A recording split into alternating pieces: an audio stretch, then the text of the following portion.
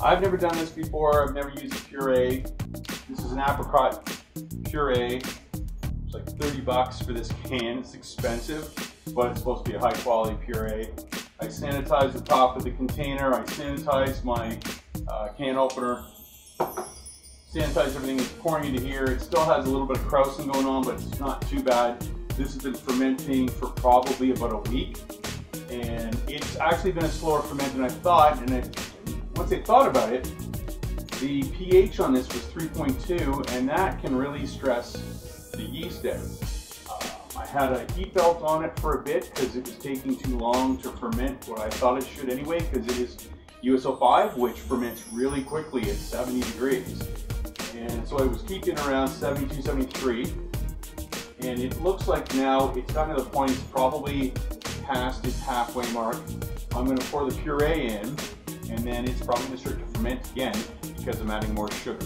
So let's see what happens when I pour this in here.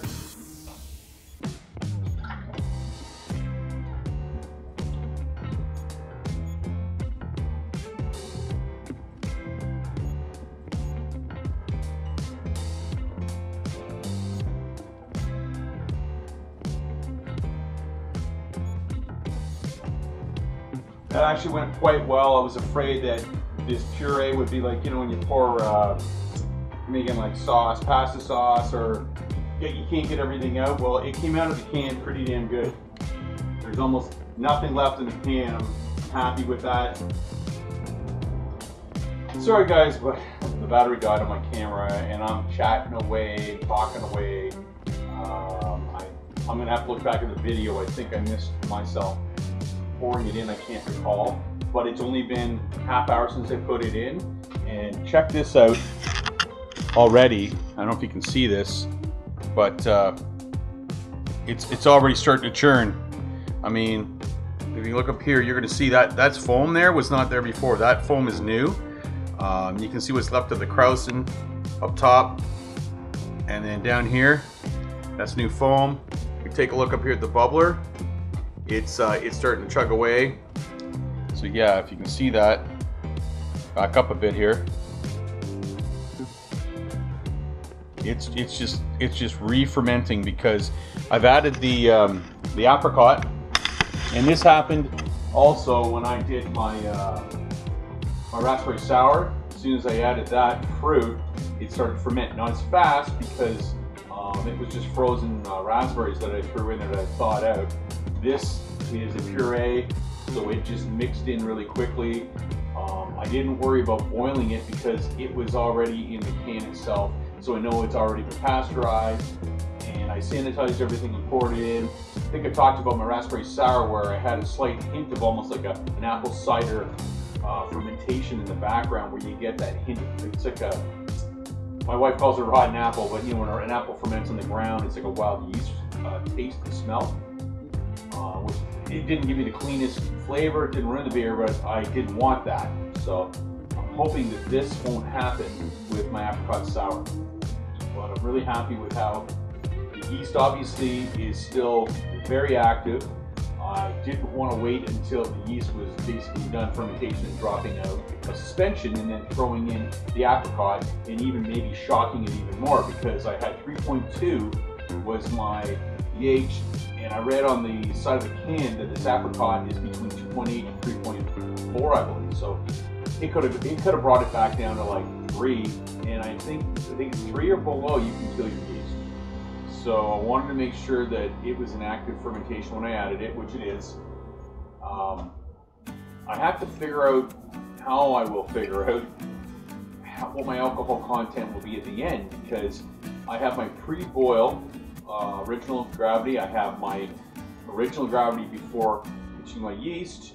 I will have my gravity I will take at the end, my final gravity, but I've added sugar here, so I would suspect that this would probably add another 0.2 or 0.3% on the alcohol. I'll have to figure that out, do some research, and let you know what I find. But here we are. I'm hoping in another week this is going to finish fermenting, and this is then going to get bottled, and we're going to have to condition it, which is going to take another couple weeks. And I think at that point, I'm not going to show you bottling it, that's kind of boring. the next video I do is going to be a tasting, and I'm really looking forward to how this turns out. So that's it for this part of the video. Actually, this will probably get added on to the end of the video when I bottle. I don't want to make 5 parts like I was saying I was going to before, so no, I'm not going to do that. So with magic, I'm going to snap my fingers right now, and we're going to have the beer in the bottle, all fermented, all carbonated, all conditioned, and we'll be taste testing when I snap my fingers in 3, 2, 1. Hey, we're here! Hey! Magic of beer! Beer is magic. That's it. Smack, click your fingers there, and you're here. Fantastic! I like this. So yeah, so as you guys just saw, I was actually just about to. I finished up, I think, putting in the puree, and I said we'd be back at the snap of my fingers, and we'd be doing a taste testing, and here we are. The beer is in the nice little bottles that you recognize from my stout that I have, but there's no labels on these, but that's okay. Still like the fancy bottle. And this is my apricot sour, as you know also by watching this video. And I'm just going to go through quickly what I did do for my recipe. I want to just read this out here. Okay, so it's an apricot sour. I did a Pilsner. I used 9 pounds of Pilsner, 2 pounds of 2-row, 1 pound of flake wheat. The hops that I used were, I was going to use Cascade, but I didn't have any, so I used Centennial. They were 1 year old, which they say you should use because then the hops, they soften a little bit, they're not too harsh. I ended up with an 8.5 alpha acid. And let's see, I used Niagara Escarpment, I believe I said in my first video, to do the souring. And I used 3 pounds of an apricot puree, which you saw me just put in there a few minutes ago. And I gave it the first tasting February 2nd to 7th today. And there was not much apricot character in it yet. There was a almost no aftertaste. It just kind of was clear and clean. I'm not sure if that's going to change today. And we're going to see that. The pH, I think I went through this, was a 4.9 that I got it down to when I did my mash. Pre-boil gravity of 1.050, post-boil of 1.051, and I used 12 milliliters of lactic acid to drop the pH to 4.5. And yeah, that's pretty much everything was on there. And I did, like, it was a 15-minute boil at the beginning and then a full 1 hour boil at the end when I added my hops. And so here we are. We're going to do a tasting of this today. Excellent. And see what Steve thinks. And I'm looking forward to this. Okay. There you go. There's a link. At least when you get a bit of a hiss, pulling that one across. Yeah. That's a good sign that fermentation is still there. So you can smell there's that that smell that we had on the raspberry sour. And I'm starting to come to the conclusion now. It's got some color to it. Yeah. There is a good color that did come through the apricot sour. But remember we talked about that apple on the ground smell? Yeah. This one has it as well, so I think it's part of the lactic, or sorry, the souring that I'm using, the lactobacillus. Actually, that has not too bad head retention for a sour. It looks fantastic. Like, yeah, and you haven't tasted this yet. I have. I find it has more of a. Well, it's got some nice fruit flavor to it. Yep, there's a bit in there. Oh yeah. I was hoping for more apricot than that, but there's not. It's almost like a cider kind of a little bit of smell to it. When you taste it, it's gonna have that sourness to it. So that's cheers. Cheers. So actually, you know what? It started to get a little better. I had this about a week ago. It's actually holding on my tongue a little bit more now. That's nice. The first time I did it, it was like water.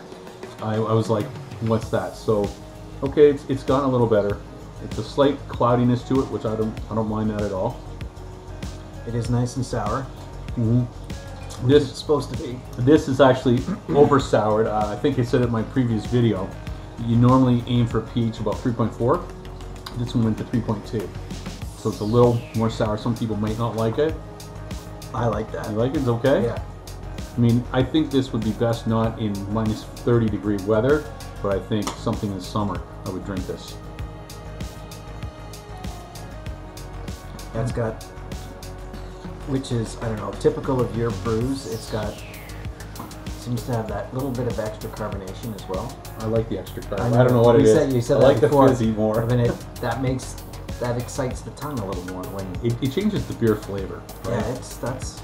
Like on a stout, I don't have it as carbonated because you don't want that on a stout, but on these, you do want to have that because I think it fakes your brain into thinking there's even more there than there is. Yeah. And this actually has changed since I tasted it a week ago. I'm a little more happy. There is something still holding on to my tongue. There wasn't a week ago. I'm drinking going, it feels like someone came and poured water in it. I didn't like it, and I was expecting it to be not so great, but I'm glad. I think it's gotten a little better. So it's not super fruity. No, I wanted more apricot, but it's got it still has a nice hint of the fruit, like almost apple, because it is so light. It's almost apple-like. Yeah, it is. As opposed to it's like a cider almost. Yeah, like it's very tasty. I was still hoping. I think if I do another one, if I do an apricot again, I'm going to use fresh fruit. I'm not going to buy that puree. That puree was like $30 for that can. I think that's for the summer to brew it. Yeah, when they're ripe. You know what's the hard thing is? I think that sours you want to drink them in the summer, but you can't get the fruit until the summer, so you're drinking them in October. Anyway. No, I guess not. I guess I could buy imported fruit, but buy local. Buy local is what I always say. I agree with that. The hops that I used. Like I said, they were 1-year-old Centennial because they say that you don't want to overpower it with a bitterness. Sure. But I wish there was a little bit more in there. I love the smell. It's pretty good. It's like the smell is really like it's. I think a lot of that's the lactobacillus, the bacteria, because it has similar to what we had in your raspberry. Yes. Yep. This is a different strain. This one's by. Escarpment Labs, which is a local place, which is pretty good. The other one was by Y Yeast, and this one I wasn't even sure that it was fermenting properly because I didn't see anything moving. And then I checked it with my meter. I'm like, oh crap, it's 3.2. I got to do something because yeast will die below 3. It'll kill the yeast. I think I talked about that in my video as well. But I'm happy with this one. It's I like the raspberry one a little better. And I was surprised because that was frozen, raspberries from President's Choice, and I wasn't really expecting to get the colors and everything I did. This one I paid 10 or $12 for the 3 pounds of frozen raspberries. Oh, for that. And this was $30 for this puree. I wish there was a little bit more apricot on the nose, and there's not as much as I wanted, but it's drinkable, I think. Oh. Most beer is drinkable. True. But this is nice. This is not something you go, oh, I have to drink that again. No. This be something like, okay, I'll have another. Yeah, you can have a couple of these, no problem. Yeah. And I said, if you're sitting on the deck, you got to be careful because I think, looking at these numbers, yeah, it's about 5%. And you wouldn't know it's 5%. It tastes like just fruity drink. This would be a great one as well. It's really tart, which I like. I like that as opposed to super sweet. But you just cut the lawn on a hot summer's day, and it's all humid. And you sit down on the deck and you have one of these. So one of the beers I've got going in over to my left is there's a name it's called Lawnmower Beer, right? And that's the Kolsch. It's called a lawnmower beer because it's so crisp and clean. So this could be a sour lawnmower beer. Because it has a clean... This will be the Weed Whacker beer. Yeah, that's right. Let's call this the Weed Whacker. I think you did a great job. You did pretty good. I think it's all right. No, like I said, I would not refuse this. That's a good thing. That's a good thing. Not that I've refused a lot of beers, but there are some that I just won't drink. So no. Well, I know one of my next beers, and I haven't done this in my videos before, but I may as well go into this, that I want to, I'm thinking doing another beer on, there's beers called smash beers. So a smash beer, you know what a smash beer is? I don't know what a smash beer is. So a smash beer is single malt, single hop. It's so it basically it means that you're using only one type of malt and one type of hop. And there's so many hops out there. One, it's called an El Dorado. It's supposed to be very citrusy and fruity flavored. And as soon as they say El Dorado, what do you think of when you hear the name El Dorado? Well, I think of the desert down in Mexico. I think of Tragically Hip. Oh, do you? Yeah, this is their song, right? And I'm thinking, there's a great resort called the El Dorado in Mexico. Is there? Yeah, I've been to it. It's very nice. That's when I hear that. But yeah, El Dorado, that's a great with song. the hips. So I'm thinking of making a smash El Dorado beer. I don't know what I'm gonna use for my I'm gonna use probably 2-row for my grain, and I'm gonna do a video on that one, and I'll probably do a brew on that one as well, and it's gonna be named after one of the hip songs I gotta figure out. Cool. And that'll be very one cool. of my next beers. Very cool. So okay, so I think this is pretty good. It turned out pretty good. Apricot sour. I don't know if I think I've done I have mentioned my other videos where I post all my beer recipes, and I will put that down below. You'll see that you can go to a website, and I am called Saturday Brewer. So if you look for Saturday Brewer, and yeah, it's Saturday-Brewer, you'll find me, and I've got maybe 15-20 recipes. Some of them I delete them sometimes if I've tried them a few times and I can't get them correct, because I started on that website but 2 or 3 years ago when I was new at it. And then some of them I'll add a 2.0, I'll change it a little bit. What I try to do in a beer that I really think turned out well is I will put my tasting notes. I can't stand people putting up all these recipes and they don't come back and say how they did. Well, I don't even want to try a recipe unless someone says, I tried it and it worked out. Yeah, exactly. Absolutely, yeah.